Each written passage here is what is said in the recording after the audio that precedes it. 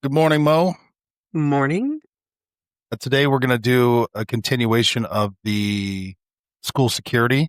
Mm-hmm. And here in a few minutes, we're going to have Principal Michelle Kefford on. She's the principal of Marjory Stoneman Douglas. She actually became principal the year after the shooting took place, and the principal that was there when the shooting occurred stepped down. And we're going to get into not details because we don't want to circumvent the increased security that they have at the school, but we're going to talk about kind of what happened afterwards. Going to dig into her life a little bit, like what I've never actually had a long form conversation with a principal before, and also what's going on, what has taken place since the shooting for school security. Where is it going? What's the legislation? She's a big advocate for obviously school security, but she's also a great principal. When I met her a few years ago, I was working with the Secret Service on Vice President Harris's detail at the time, and they were doing let me back it up.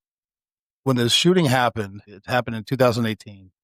They actually kept that building where it all happened. I think it was building 12, basically closed off as evidence. They fenced it off. They didn't touch anything. There was still broken glass, blood. I mean, it was really kind of eerie. There were still notebooks from where the students were.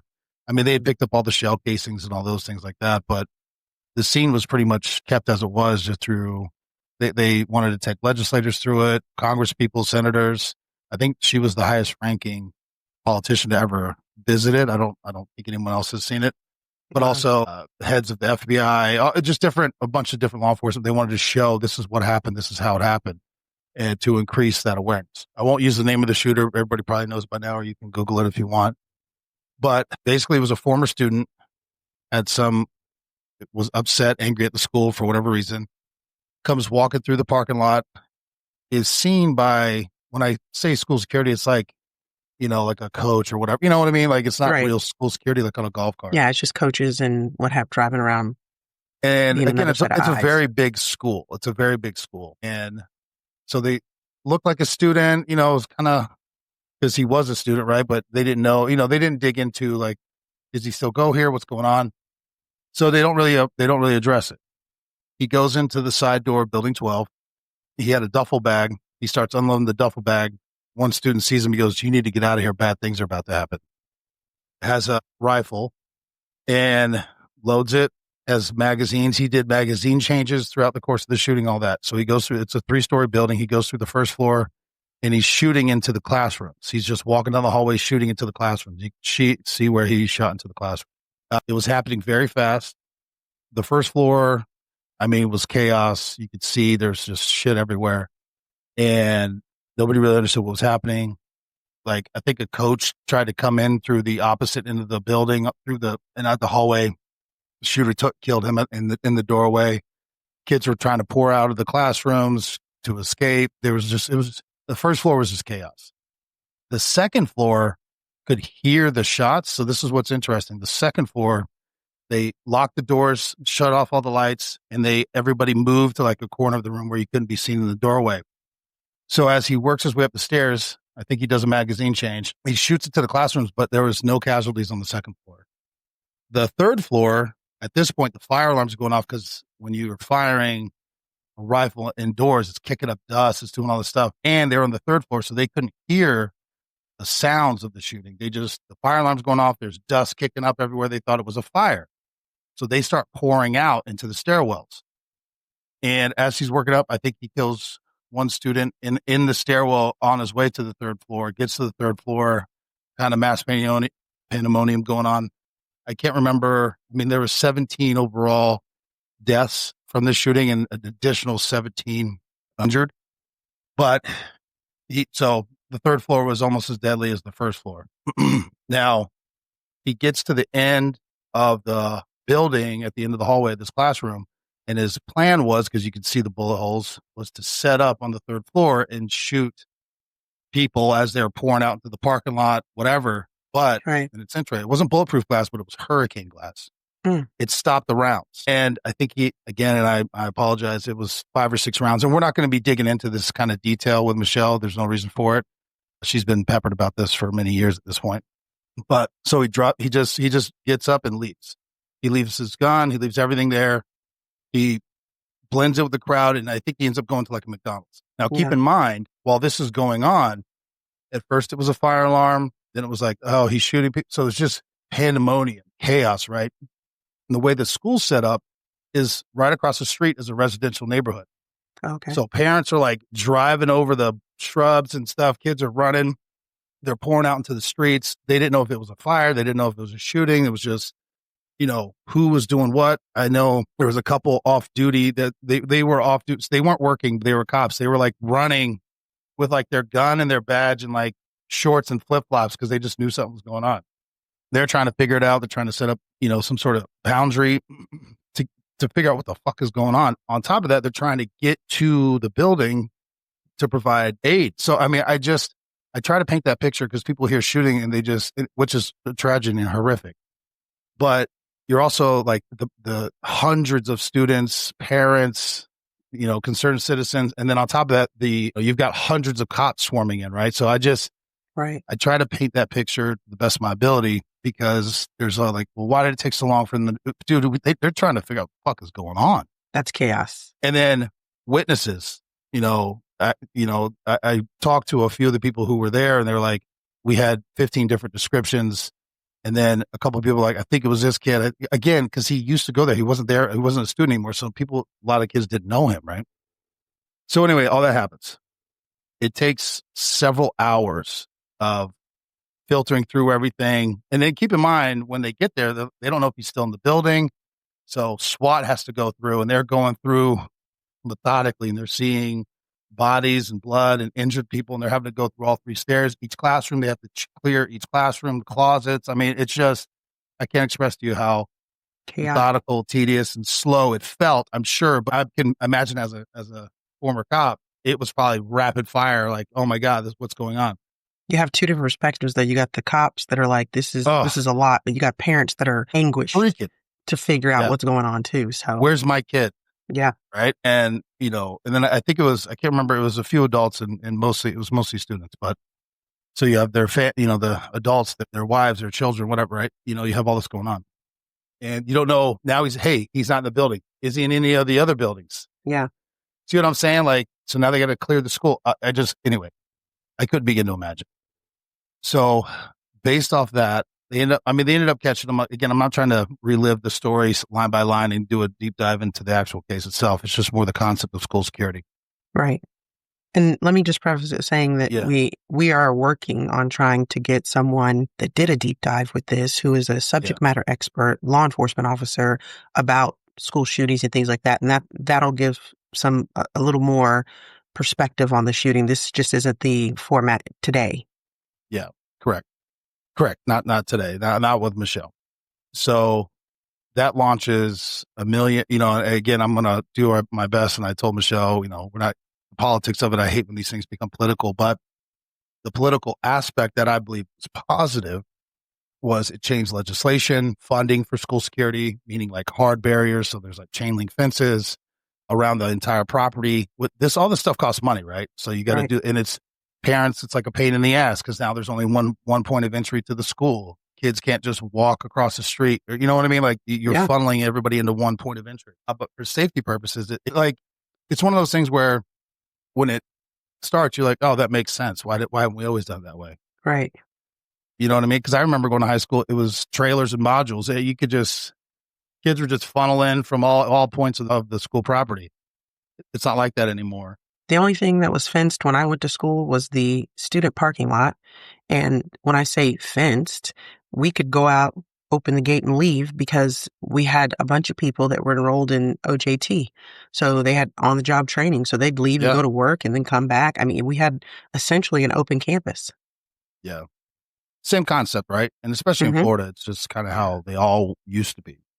But since then, they have the chain link fences, they have the hard entries, they have better cameras. I'm going to save some of that conversation because it was some stuff that got brought up while I was there. And it was actually one of the few things that Kamala Harris was talking to with the parents, which I was like, these are great ideas. We'll save that because I'm going to talk about it with Michelle. So back to the visit. So we're setting all that up. And one of the things is Kamala Harris's team, they wanted to meet with the parents, the of the victims. And it was wild. I actually had to step out because a lot of the parents had never been back into the school. Ooh. And the emotions from seeing that's where my son or daughter died, you could still see it, like the wails, the pain. I mean, and this was 6 years after the fact, roughly, which again, I can't even begin to imagine. So I'm not saying that as a way to be like, oh, get over it. It's not like that at all. It's like you could still see the pain, but the way they handled that shooting to me, meaning like the aftermath and how they were trying to show and preserve, I think it was well done. I think it hit home in a way that usually, it just kind of is a blip on the news. It's like, oh, it's a tragedy, and they move on. They're like, no, we need to learn from this so it doesn't ever happen again. And I want to talk to Michelle about those things. And I'm excited to get into this with her because she's an administrator at the school. And again, she's taking over at a time when there's still pain, concerns, a lot of changes going on at the school.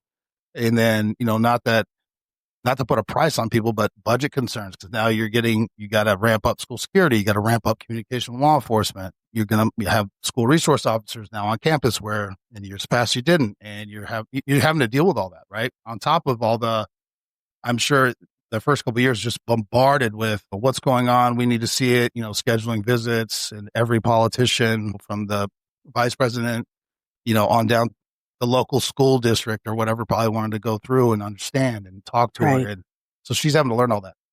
Now, with that being said, she had already been a principal, I think for 17 years at a different high school. She was principal of the year for the state of Florida. I could tell you while I was there, she was well liked by it was a handful of teachers, a handful of administrative vice principals, some coaching. They were all like, dude, she's doing a great job. She's doing, the amount of energy and effort she puts in and works, and she's constantly traveling around speaking, trying to push this out.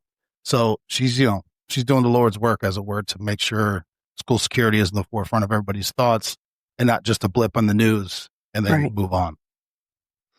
It's funny when you were talking to me about, you had an opportunity to go to the school. I didn't realize that they had preserved the space like that. That's just, and it's heartbreaking that we have to do that. But at the same time, what better way to make people realize the gravity of the changes that need to happen? We don't like it to get political, but the reality is it has to, in order for changes to be made.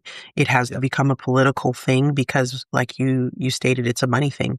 They've got to allocate more money for that. So you've got to justify, and for them to take in that moment of horrific time and just pause it so that individuals who literally are thousands of miles away and have the ability of that distance to kind of distance themselves from the situation, it brings them into it. And I commend, whether you like it or not, commend the vice president for stepping up and saying, I will meet with the families, because a lot of politicians would avoid that because they know the pain that they're going to see, and they know the anguish, and they know that they may maybe ask questions that they don't have the answer to, or that they may not have thought of, and things like that. So that part is commendable. At least want to meet with them and discuss with these individuals, what do you guys want? Because, I can't imagine being a parent going through something like this, and then subsequently, what do I do? I've looked into not just this school shooting, but there's a lot of them where parents have used this to really mobilize themselves for doing some good, doing some changes. There's the school shooting, Sandy Hook. They created an entire nonprofit company that's huge, and they are a big push for the See Something, Say Something campaign that goes out to high schools and to junior high schools for the kids to tell them when it is the time that they should be reporting information and that kind of thing. And you look, and like you said, this is something you go, why weren't we doing this before?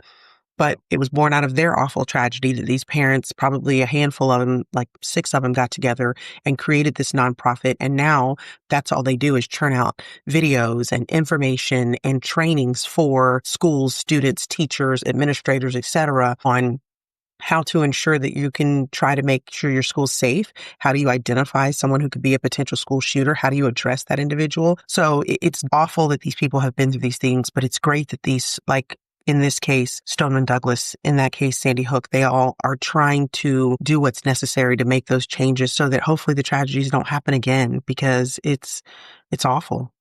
Yeah. Yeah, and again, not that it's the same thing, but the Secret Service, I mean, this is just kind of how it is, right? I remember learning about it, obviously, before my time, but, looking back, the JFK assassination has nothing to do with all the conspiracy stuff, but he's in a convertible just rolling through the street. Like, you can't even fathom that these days, right? And then the next step, which I learned, was they bulletproof the windshield and the front windows, but the back was still glass. It's like, that's a terrible idea. Who thought of that? But they did that for a little while until somebody goes, hey, what if somebody shoots from behind and then it's just going to bounce around and ricochet? They're like, oh, yeah, that's right. And it's a progressive thing. Michelle, I appreciate you joining us. Good morning. Good morning. Good morning. I reiterated a little bit. I'll reiterate a little bit. I met you when I was working for the Secret Service on the Vice President's detail, Kamala Harris, and she was doing a site visit. And you can actually correct me. I think she's the highest political figure to have visited the school site. Is that correct? That is correct. Yes. Because I know there was a ton in the year, well, initially when it happened, and then in the years transpiring. And I was explaining that to Mo, how they preserved that building. So, heads of law enforcement agencies, federal, local, municipal, for training purposes, to understand legislators, Congress people, senators, I think I understood. So yes, there was a lot of visitors trying to just kind of see what happened. And the idea that it was preserved, I think that was a really good idea. I mean, it's a tragedy, but to be able to do that, to show the severity and like how that hit the community, I think that was excellent. And I don't know who thought to do that, but it was well done. Yeah, thank you. Yeah, it provided an opportunity for, just like you stated, law enforcement, legislators to really see the aftermath of a school shooting and what that entails and what that looks like. So I know that experience was very impactful for the folks who did walk through the building. It has been torn down, so it's been down for a little over a year now. Well, a little less than a year, I guess. And we initiated it last year around this time.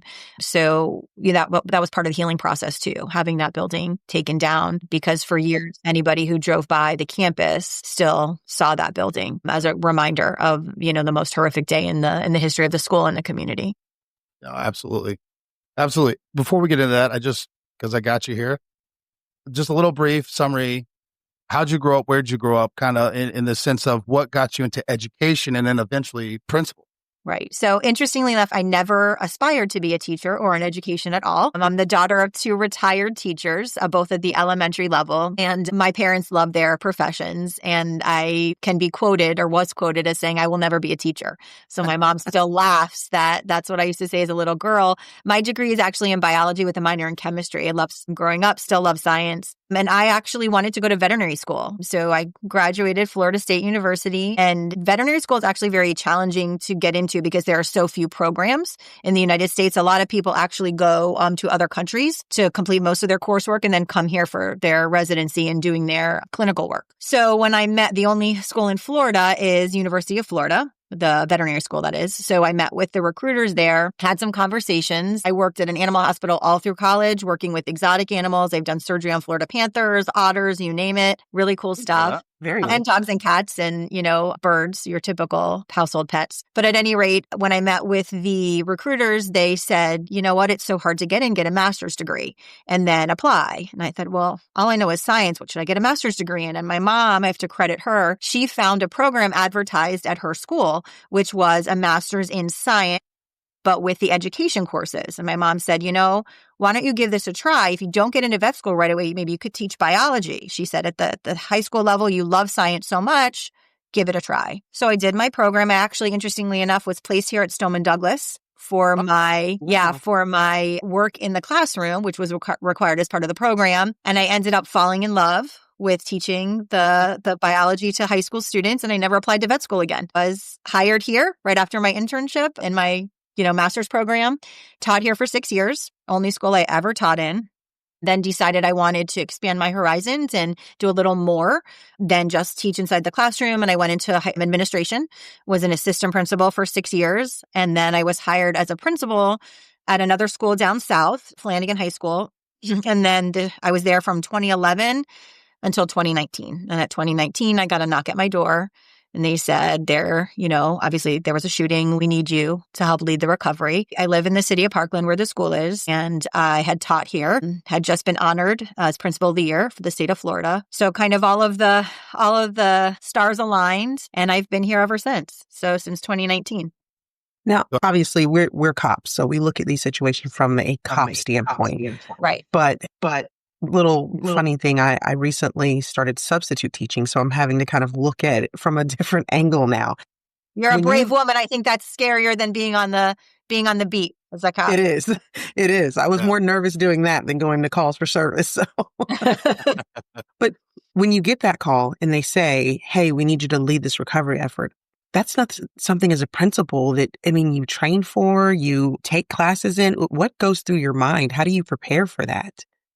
That's a great question, Mo. And I will tell you, I didn't know what to expect. I had never, and you're right, you're not trained for that. There's nothing, even if there was a training, there's nothing that can effectively prepare you for what you're walking into and the things that you will see. And also the things that, how long-term the process of recovery is. And, Tyler, you said it before, I do a lot of speaking engagements. I've had the honor and privilege to speak at the White House, at congressional meetings. And I will tell you, that's the one thing I stress is just the longevity of the recovery process. And even though you experience the same tragedy, each person's journey is different. And so that's important to remember. Everybody kind of processes at a different pace and goes through the recovery.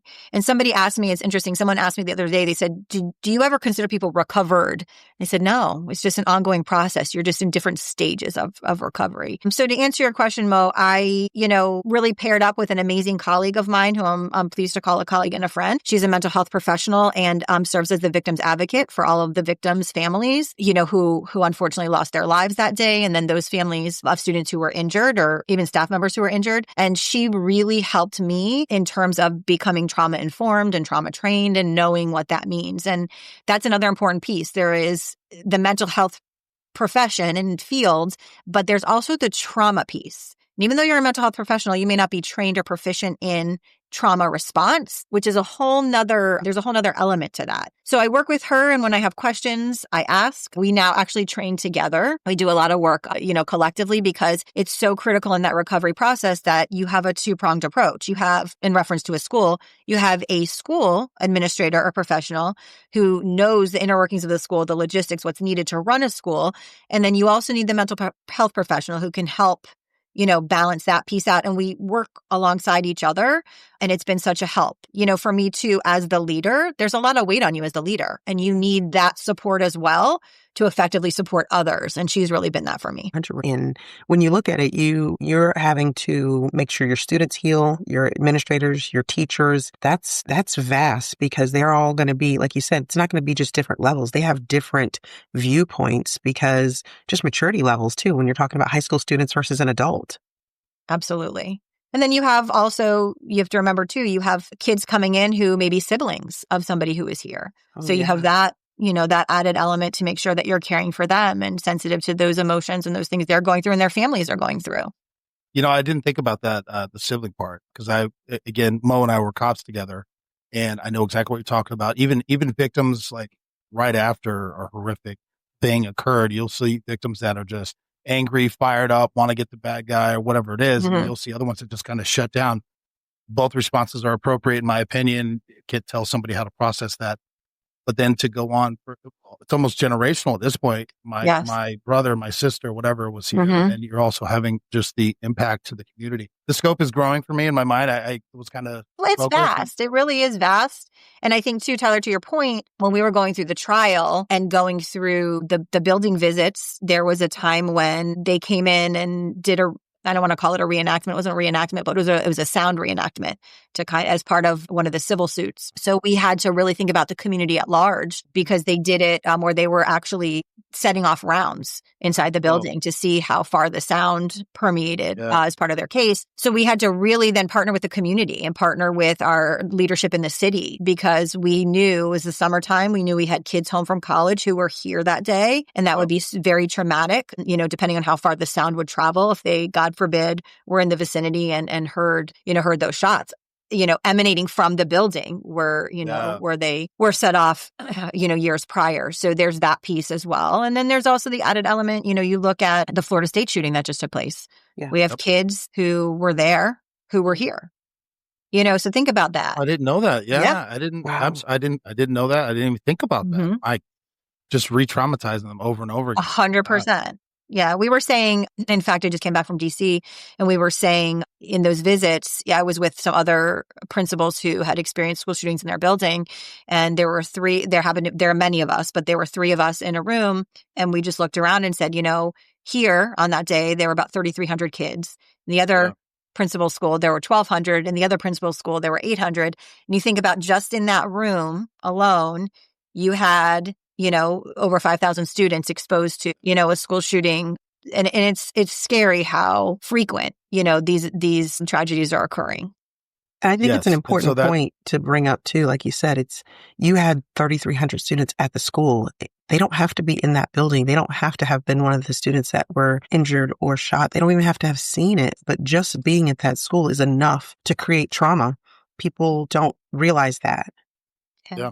I will tell you on a personal note, my oldest son was in 8th grade at the time, and our middle school where he was attending, we share a property line with our school. So having experienced that as a parent, because I first learned about the shooting from my own son, who called and said, we're in a code, at the time it was called Code Red. We're in a Code Red, not a drill, and I thought, what is going on? And I was a principal at another school, and these things, you do have codes and you have things that happen. You never in your wildest dreams think there's an active shooter. And it was him who said to me, there are kids from Douglas locked in here with us. My teacher pulled them in. He was in a portable classroom. So it was an outside external classroom. And he said, his teacher pulled in kids during the Code Red who were from Douglas. And he said, there's a shooter. There are kids from Douglas here. They saw the shooter. And then your heart sinks and you think, where is the shooter? Here's my child in portable classroom and out exposed, and we don't know where this perpetrator is or what's actually going on. So you're correct. So he wasn't even at the school. He was at the neighboring school. However, his experience and what he endured was very traumatic. Yeah. And it impacted him really, really significantly. Yeah. Wow. Well, let's kind of jump right into it. So you get the request, the nod, the tap, so to speak. It's the year after.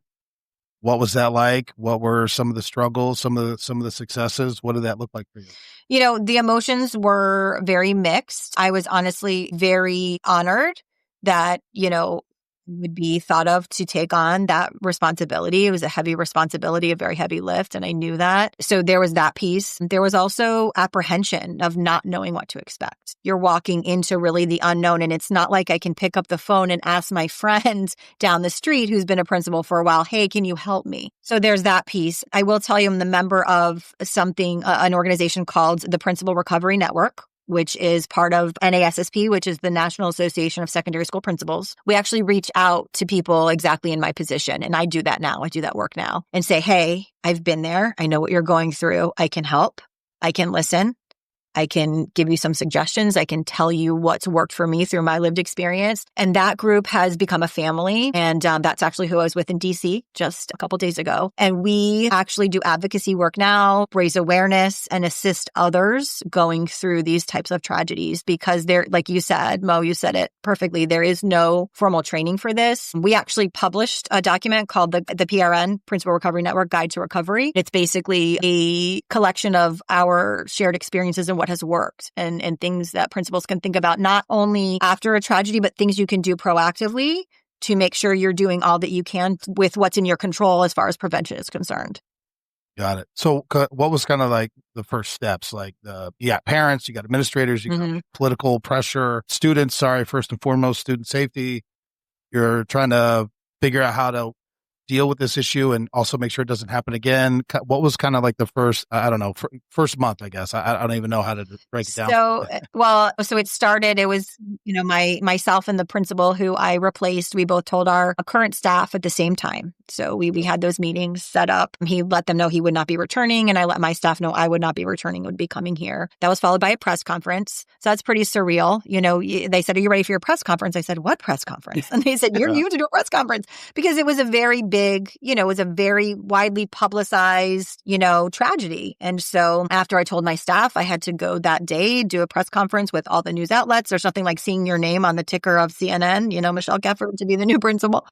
Yeah. So I thought, oh gosh, normal. No. What am I walking into? But so my first really step, I'm a big on communication. So what I did is I called individually every staff member, introduced myself, asked if they had any questions, let them ask me any questions, reviewed all of the data of the school, both, protocols and procedures, safety, as well as all other protocols and procedures. Then there's the academic piece, right? People have to remember we're still a school. Yeah. So we're working on academics, curriculum, and all that I would call the regular, school functional things. Met with all of the groups, my PTSO, my parent groups, met with some student groups. I also met with the victims' families. Oh, wow. And that was okay. Yeah, I did. I met with individually or collectively? Collectively. It was a meeting set up by our superintendent, and that was in conjunction with my mental health professional, Lisa, that I just shared the story with you about her. And we kind of walked through that together. And then, then you jump in and you become the principal and you do the best you can. And that's what I do every day is the best I can. I try to be very, very proactive. Like I said, communication, I can't underscore that enough, making sure that you're constantly communicating and that you're available and open. Things have changed a lot. I've been here 6 years, and I will tell you, when I first got here, we really had to modify a lot of things. There were a lot of things that work as what I refer to as activators that would re-traumatize or activate that trauma response in folks. And one of those things was the fire alarm, that the fire alarm went off during the shooting. So we spent many years modifying our emergency drills and not using the fire alarm. And when we went back, now we used it again, but when we went back and there was a lot of communication. Hey, we're going to start to use the fire alarm.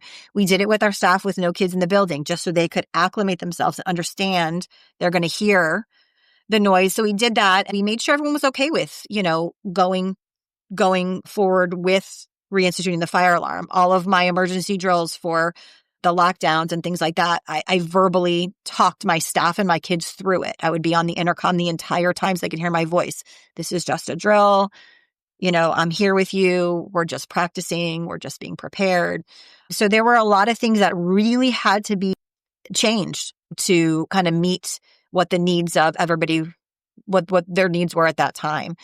So like I said, it's changed. We're back to some of the more standard drills now, but we had to get there. I had to make sure that our staff was okay and the timing was okay, to get them to where they were comfortable. No, so. Fair enough. So what about the security measures? Because I know post the Parkland shooting, a lot of schools, not all, I think there's an effort to make it all chain link fences, like physical barriers, ramping up cameras, door locks, things like that. Actually, I'll just real quick. One of the things I learned and I hadn't even thought about was most schools don't have direct feeds to the local PD with their cameras and stuff. And it makes sense because I don't think we worked at Hillsborough County together. I don't think that was a thing we had either. And I don't know if we do now or not, but that was one of the things saying, hey, if something like this happens, the local PD can then activate the cameras to see what's going on, because when you have an incident like that, the amount of phone calls, like sometimes 911 will shut down. There's only so many people to handle phone calls, so they can get eyes on, ascertain what's going on, send the appropriate, guide them in, that kind of thing. So that was one thing that I was like, that's a great idea to have good cameras that work. That's not specific at your school, but just I've seen other areas where it's like, yeah, we have 30 cameras, 3 of them work, but make sure they work. Connect them to the PD, being able to lock the doors so that you can get out, but people can't get in for all the buildings. Trying to think, there were so many good things about that. That's enough. What kind of steps have been taken, and then where are we going? We have a ton of cameras. There were definitely cameras added after the tragedy. Tragedy was in February of 2018. I assumed leadership here July of 2019. So it was a little over a year. But, in the immediate aftermath, I know there were things added. We have a ton of cameras now, hundreds. And there is the ability for PD to tap into those cameras 100%. And they do. If there's, ever a situation where there's, a threat or an incident or whatever the case is, and they need to get eyes on the campus, they will. And they do, which is great. To your point, like there should be that access. Our school, All of our doors automatically lock. You cannot unlock them. I mean, you can unlock them, but you can't keep them unlocked. They stay locked.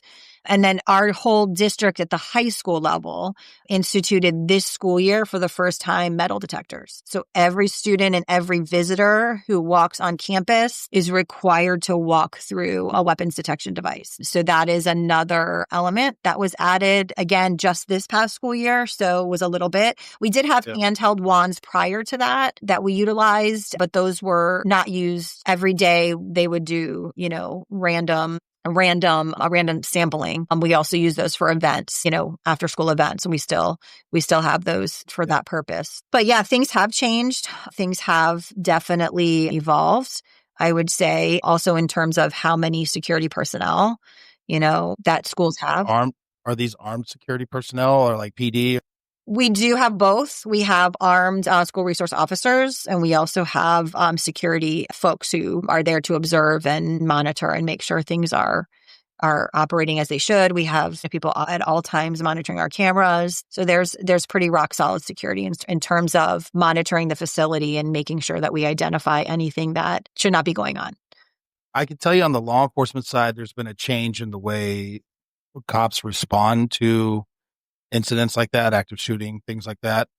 Has there been any training for teachers, administrations? Like, is there any type of training that, I guess, for you guys, I guess, I don't know how to formulate that question, but on the other side, not just law enforcement?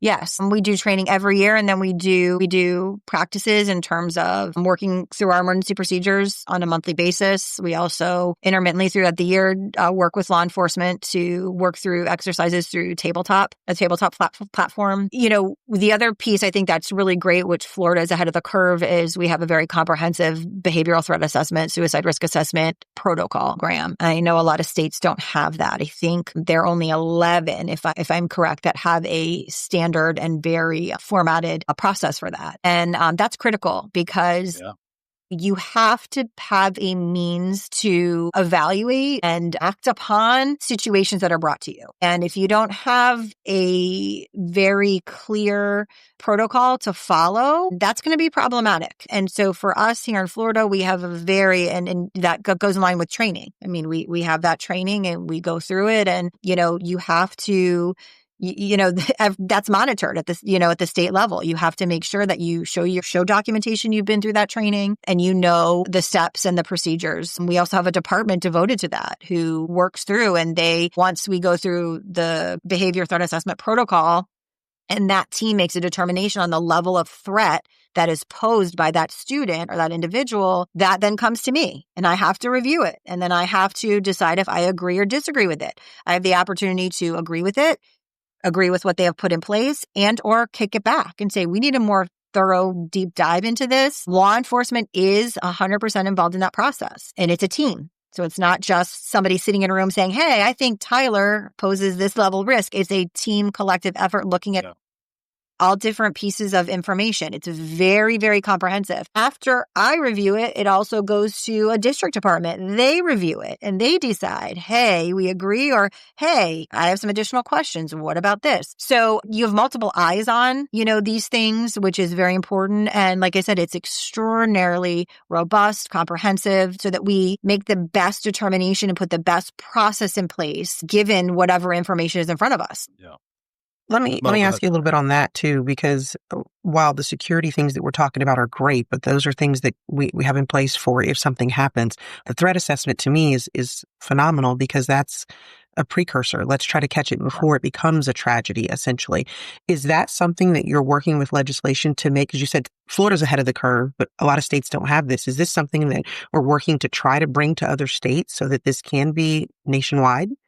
So there actually are a lot of resources out there that people may not be aware of. One of the agencies we work with is CISA. You probably know them pretty well, Tyler, given your work in government. But CISA is a division of the U.S. government that really works on safety measures. They have a repository of resources that are available at schoolsafety.gov, and they have guidance and links to anything from grants to protocols that states can access. So we talk about the importance of that because, if you're in a state where you don't have that readily available to you and I'm just speaking with the principal hat on, and you have a threat, you're doing the best you can to try to assess and evaluate the nature of the threat, the validity of the threat, like what the level of the threat. But if you're not really sure, you don't know what you don't know, if that makes sense. Right. So having that in place, I think is paramount. Having that on a national level, and we've talked about that, especially through my work with the PRN, just the importance of assisting schools, especially some of these schools in maybe rural areas that are smaller. They don't have necessarily the resources that a big urban school district like I work in has. So, so to answer your question, sorry, I was a little long-winded, Mo. No, fine. But yes, I think it's critical. I think it is so imperative to have a comprehensive system to make sure the training is there, the assistance is there, the support is there.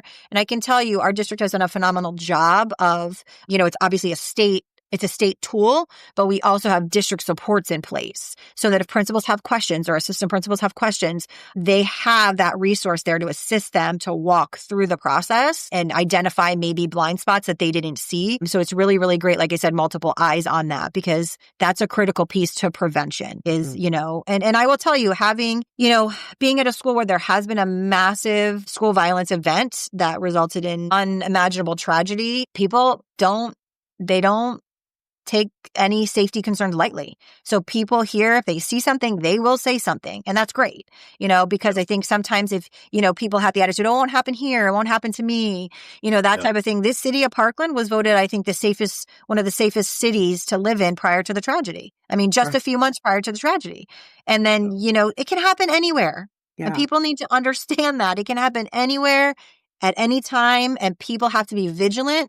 They have to be prepared and do the best they can to prevent or mitigate any potential risk or threat. Absolutely. Well, let me ask you this first question. What are you seeing, again, not just at Parkland, but because you do speak on a larger stage, are you seeing that understanding being pushed out to the school district superintendent? Like, I guess, where are you seeing successes and where are you seeing some pushback or maybe some hurdles? It depends. It depends state by state. Every state is very different. I haven't worked with every state, but I've worked with administrators in many different states. And I can tell you that sometimes they're blown away by the magnitude of resources we have. So I kind of utilize my position and my experience to help others. I mean, it's really given me a renewed sense of purpose. I've always loved being a principal, still do. I love working with the kids. I love, being at the school.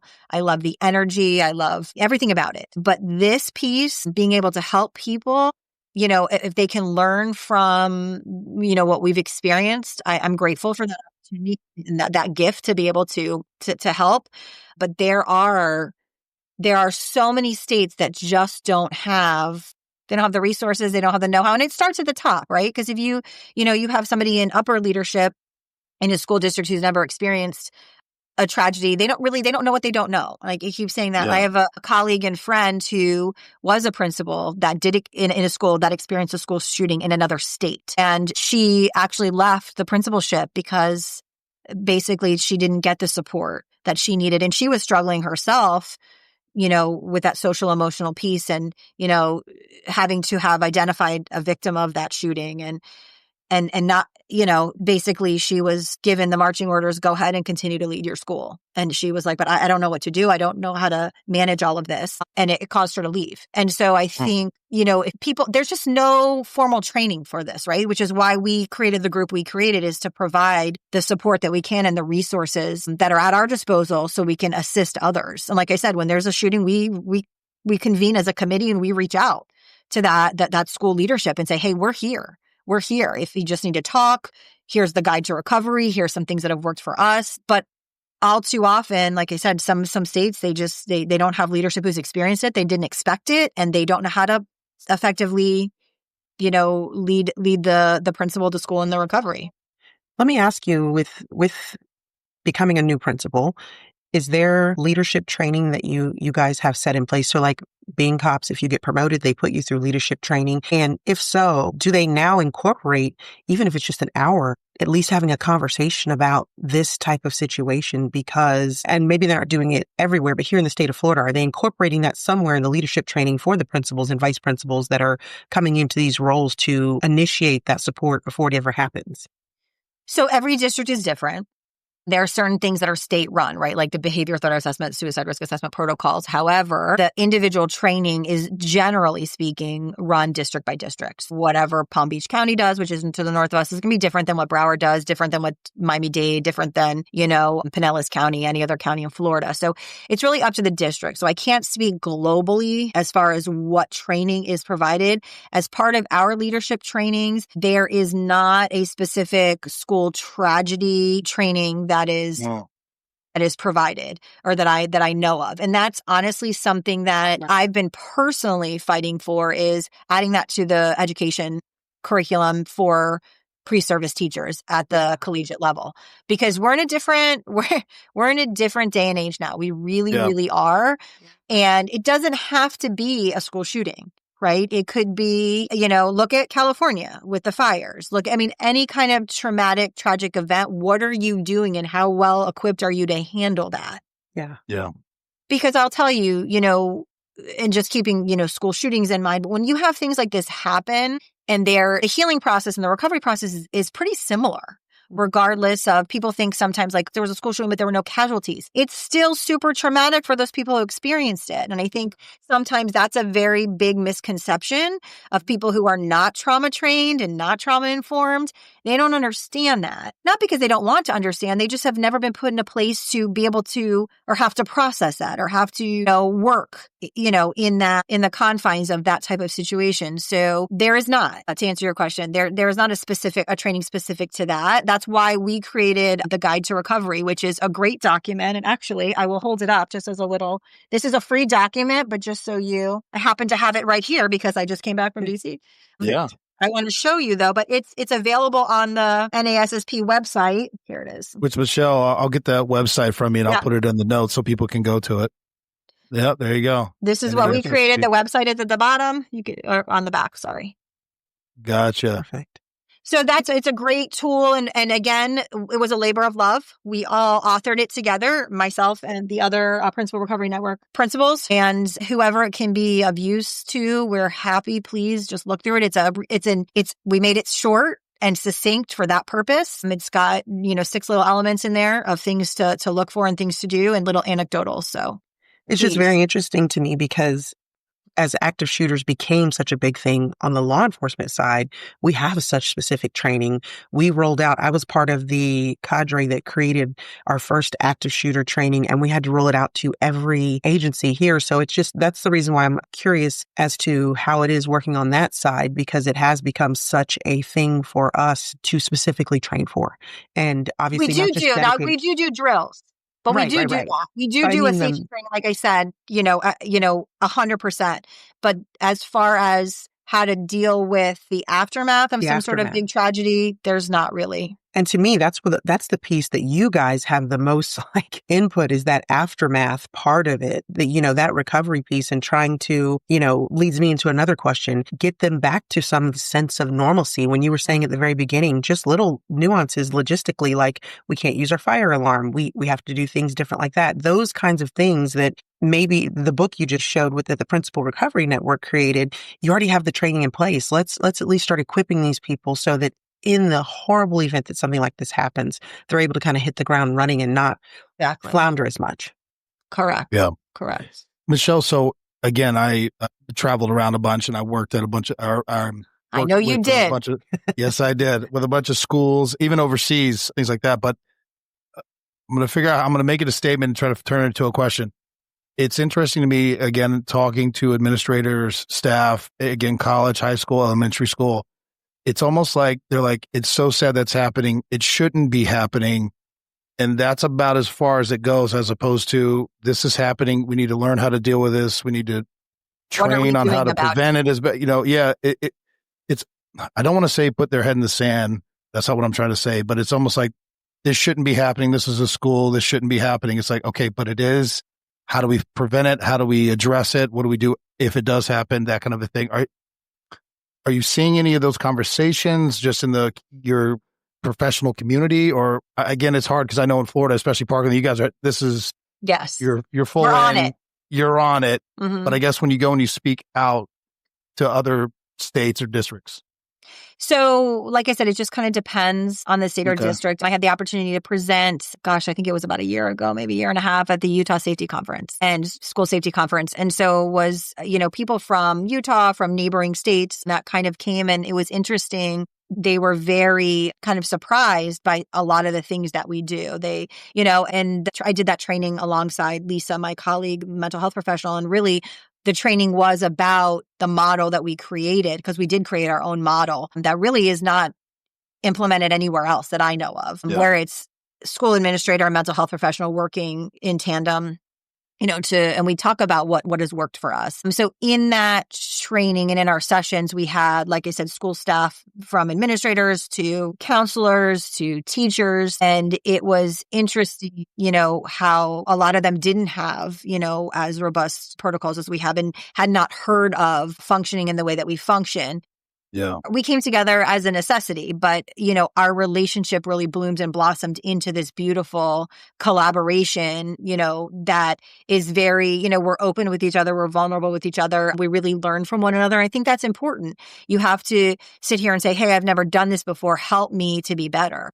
And that's really what we do for each other. So looking at that, Tyler, there are so many school districts in so many states that they haven't experienced anything like this. And you really no, ding on them, but you can't fully understand it unless you really experienced it, because there are so many layers to it. And like I said, it's such a long-term process. And, we've got kids that were babies, relatives who were babies when this happened. You've got, like you said, it's generational. You've got kids that will ultimately come through here, maybe long after I leave, right? Because of their journey. Yeah. But we know, it's important to know, we know who every one of those kids is.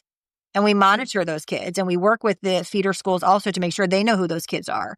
And that's an important piece too, is kind of that big outreach and knowing and understanding how far reaching the impacts are, and making sure those individuals who had a more direct impact are looked after, and they're provided with support, and they're provided with resources all the way through. It's interesting you say that, because I ended up going to the same high school as my mother, and I had one of her same professors 30 years later. Wow. Even though we lived in she was a Marine, 15 different states. It just, the world kind of just came all the way back. And she's like, he's still teaching there? My God. But to your point, that could very well happen, where it's like somebody's kid 30 years from now or whatever it is. Yeah. End up being, that's a crazy point. I want to ask, because I know you got a heart out. Mm-hmm. You're going to speak in front of Congress. I gotta ask this, because I've watched it, I've seen it, I've been in the room while people do it, but here you are, wanted to go to veterinary school, taught high school science. I'm a principal in Florida. Now I'm talking in front of Congress. One, what was the experience like? Two, what were you talking about or advocating? I don't know exactly what you're doing.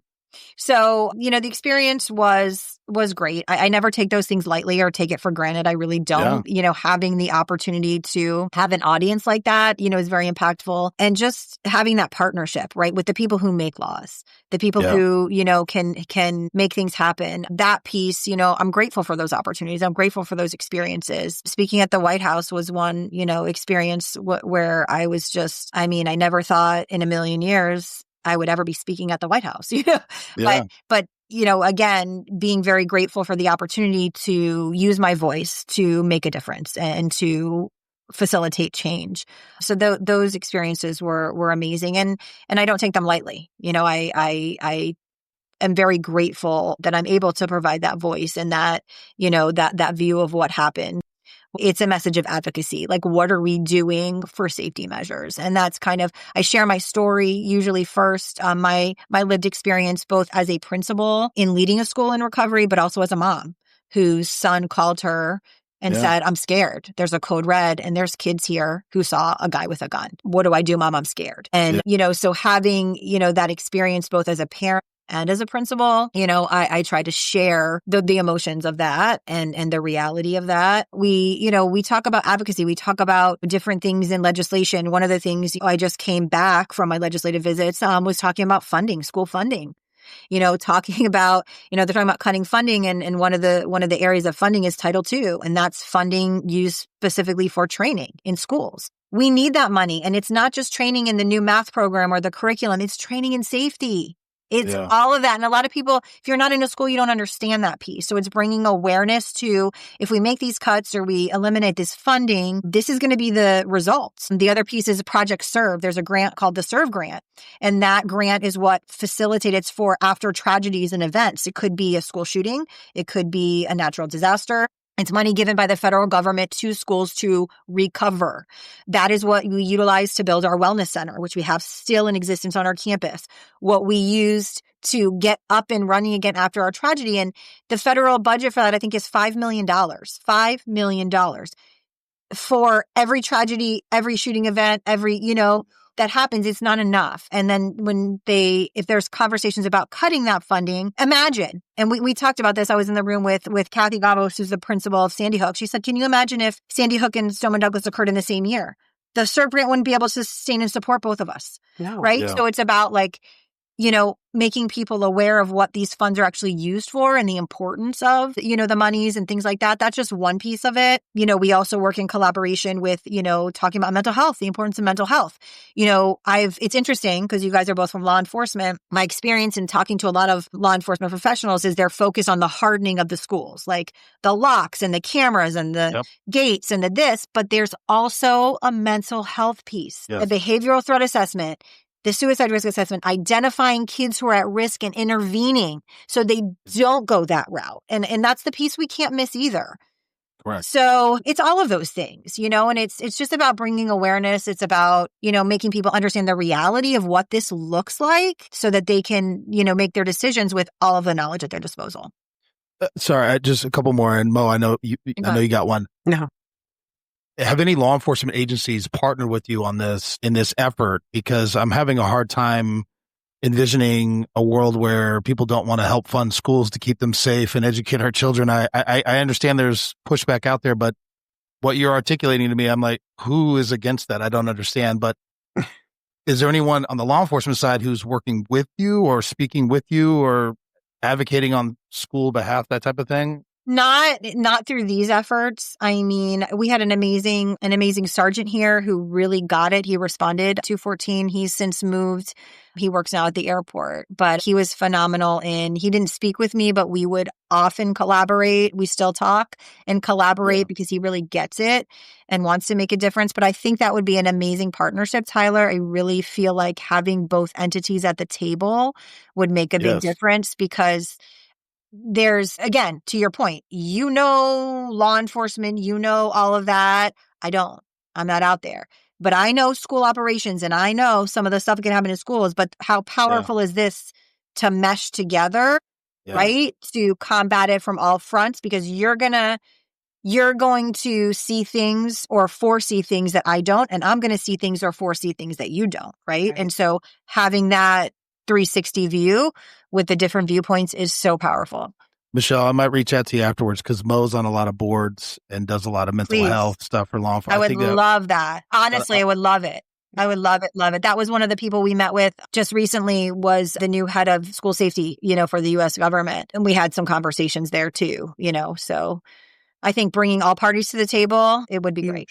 And I'd be happy. This has become my passion, honestly, is, beyond, being a top rated school academically and, extracurricularly, all the accolades. Our kids are our most important resource. We have to protect that resource.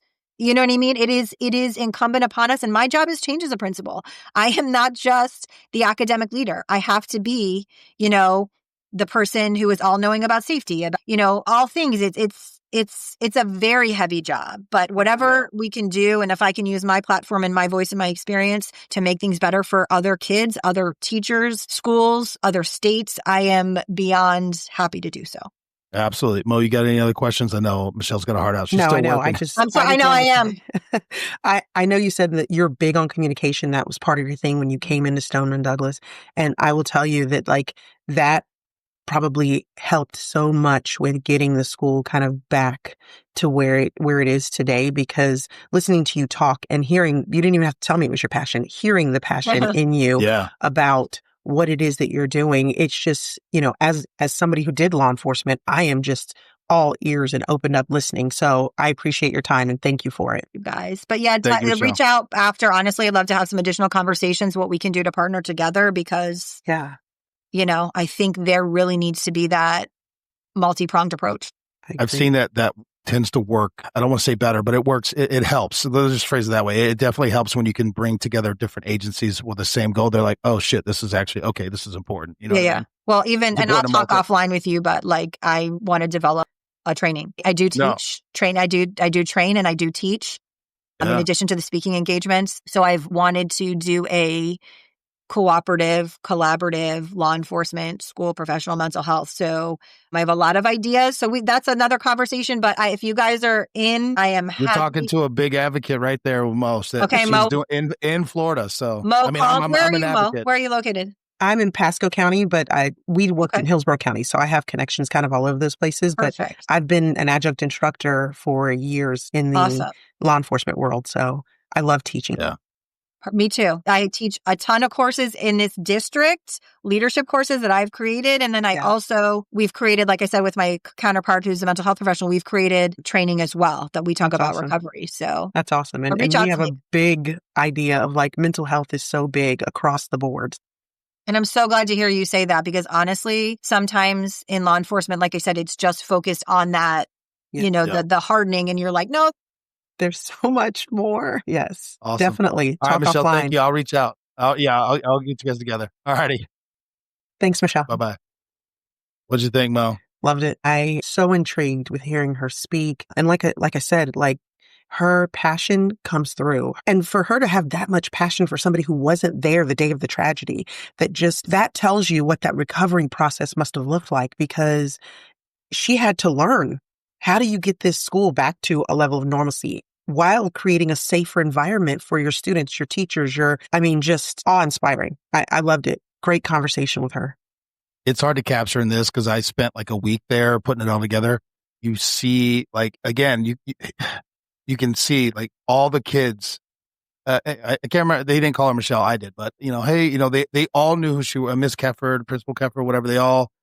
Every kid that walked by, again, my principal at my high school, everyone was like, "Oh, bob and weave." They're trying to get out of, they don't want to be seen. Right. It's not like that. And dude, this is what I'm saying. I start talking about these things, and she's like, "We are still a school. We have to teach, and they have to pass tests and standardized tests. And we have all these other things that we've been doing before the shooting that we have to still do. Right. But now add on top of that mental health, adding security, finding bodies to do the security, money for all the security.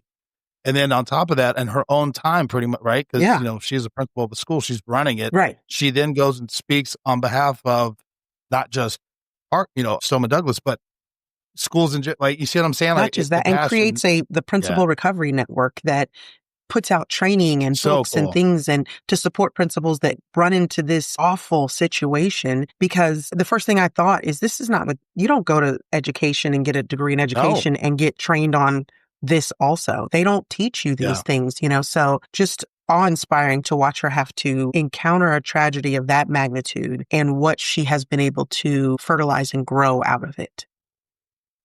I knew it would be a good one. I'm so happy she is still actively working. She was like, I got an hour, and then I got more meetings so I and I knew you too, and it just crossed my mind. Yeah, but I think that would be a good fit for some of the boards that you're speaking on or working with. Yeah, come on, Mo. Yeah, we're gonna make this thing we're gonna make it work. That is passion for me, because it's not just doing, going out and teaching a class or two here. This is something that really and truly matters.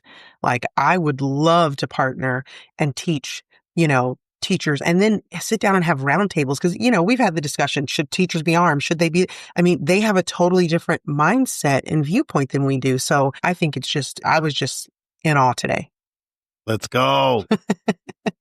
Anything you want to round it off with, Mo? No, I thought this one went really great. I think putting the information out about the Principal Recovery Network, the links for that so that people can utilize resources. Because since they don't have formalized training when they do the leadership training that they're doing, this is something they absolutely need to tap into, and there was something she threw out in the middle, knowing about there's a website for school safety or something that the federal government runs. I'm curious if that's something that's well known, but getting the resources out is huge. Not for people who've been through tragedy, but for the people who haven't been yet, to better prepare them and bring it to a reality so that you don't think that, oh, well, it can never happen here. Yeah. I'm going to send you her contact info now. I'm serious. Shoot her an email. She's super fired up about this. Yeah, I love it. Rightfully so. But it's not just she's passionate. She's good at it. Yeah. Yeah. She communicates. Shit, Mo, let's go. You'll be up on Capitol Hill, man. She communicates fucking go very well with getting across the point. So I can see why she was selected to lead the school in this situation as well. So I learned several things I did not know about her. I did not know she had taught there before. I don't think that came up, or I didn't ask or whatever. So that was her connection to it. And then I did not know she wanted to be a veterinarian. Super interesting about that. I love that. That first question is just like, boom, you learn great. So much. You learn. And I love the fact she says, I'm never going to be a teacher. Not only will you be a teacher, you're going to be a principal that's going to lead a school that's been through one of the worst days in history. And this is what's going to become of that for you. Talk about that. You're going to be put on a national stage doing press conferences. Right.